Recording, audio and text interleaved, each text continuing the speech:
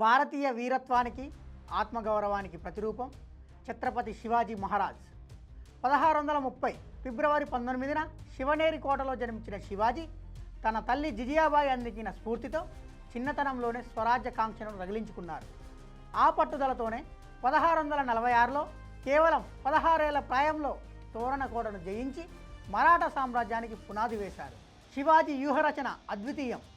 1659లో బీజాపూర్ సేనాని ఆఫ్జల్ ఖాన్ను తన చాకచక్యంతో మట్టుబెట్టి గెరిల్లా యుద్ధతంత్రం యొక్క శక్తిని ప్రపంచానికి చాటారు. ఆపై 1663లో మొఘల్ సేనాని షయిస్తా ఖాన్ను ఓడించి మొఘలులను వణికించాడు. 1665లో కుదిరిన పురందర్ సంధి ద్వారా కొన్ని కోటలను కోల్పోయినా 1666లో ఆగ్రా చెరసాల నుండి పండ్లబుట్టల్లో దాక్కొని అత్యంత సాహసోపేతంగా తప్పించుకొని తన మేధాశక్తిని నిరూపించారు. ఈ పోరాటాలన్నిటి ఫలితంగా 1674 జూన్ 6న రాయగఢ్ కోటలో ఛత్రపతిగా పట్టాభిషిక్తులై అధికారికంగా స్వరాజ్యాన్ని సుస్థిరం చేసుకున్నారు.